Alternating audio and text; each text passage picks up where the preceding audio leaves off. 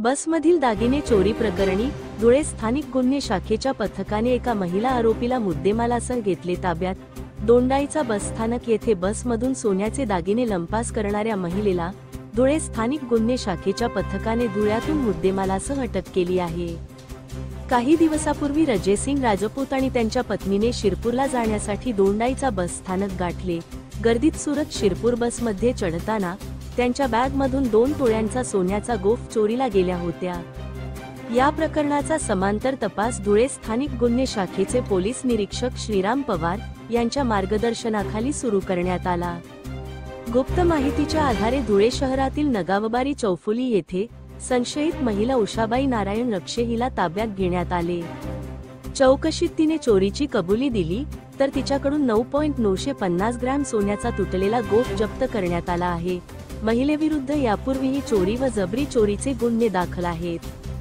ही कारवाई पोलीस अधीक्षक Shrikant Dhiware, upper police अधीक्षक किशोर काळे यांच्या मार्गदर्शनाखाली स्थानिक गुन्हे शाखेचे पोलीस निरीक्षक श्रीराम पवार, पोलीस उपनिरीक्षक अमित माळी, संजय पाटील, प्रशांत चौधरी, चेतन बोरसे, भारती पटले, प्रियंका बाविस्कर, हर्षल चौधरी, विनायक खैरनार, निलेश पोद्दार व सुशील शेंडे अशांनी केली आहे।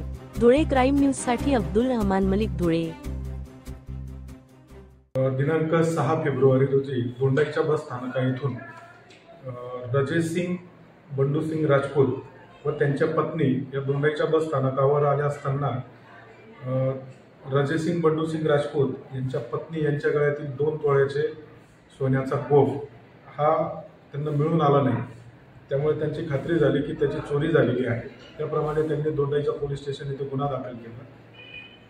सदर गुन्ह्याचा समांतर तपास करीत असताना महिला नामे उषाबाई नारायण रक्षे, राहणार देवपूर बस स्थानकाच्या पाठीमागे, यांच्याबद्दल गोपनीय माहिती मिळाली की यांनी त्या ठिकाणी चोरी केलेली आहे।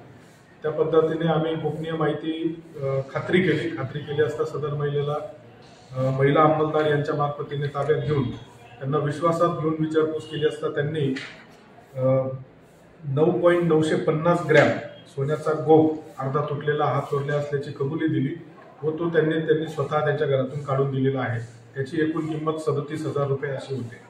सदर महिला यांना पुढील तपास कामी दोंडाईच्या पोलीस ठाणे येथे वर्ग करण्यात आले। धन्यवाद।